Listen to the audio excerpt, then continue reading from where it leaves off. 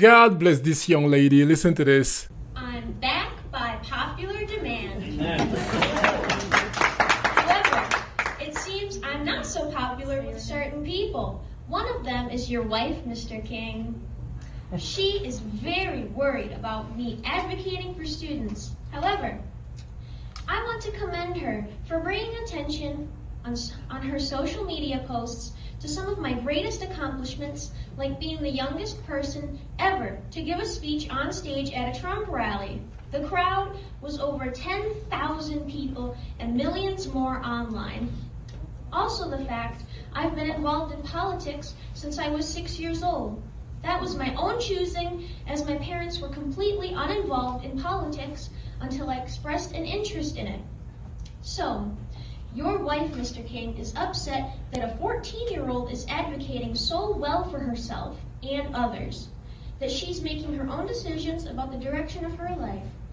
Apparently, she fails to recognize her own hypocrisy in all this, considering she supports the Pride movement, a movement that openly touts children as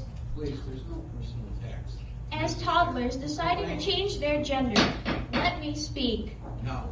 And adults, First Amendment right. I reclaim my time. I'm telling you, there's no. And adults must affirm that child's wishes. Play that social media. Keep going, Amelia.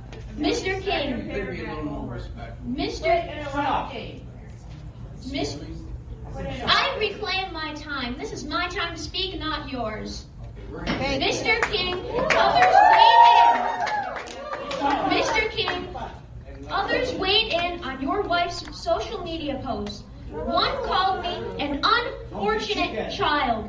I'm not unfortunate at all. The unfortunate children are those of leftist parents who use their children's transgender identity as a badge of honor, who fight to keep sexually graphic books in school libraries so their children can read them, then be susceptible to being groomed or victims of sex crimes.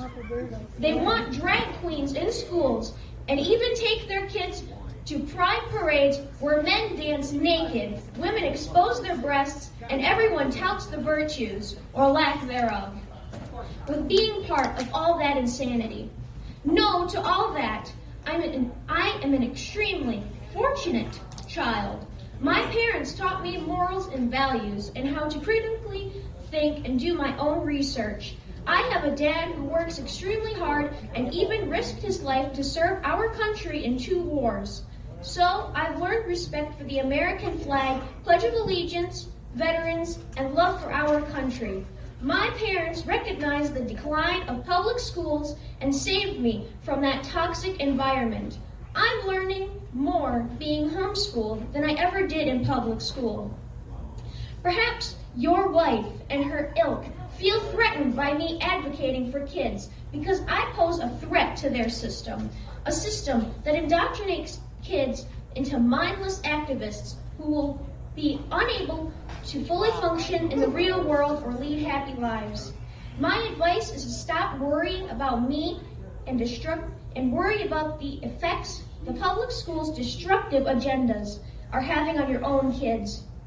I'm the fortunate one here. Your kids, not so much. Thank you. Okay, man, I'm gonna leave you with a screenshot of the social media post the young lady was referring to. Nobody should talk this way regarding a 14-year-old. What is wrong with adults nowadays, man? God bless you. Catch you on the next one. God bless this young lady.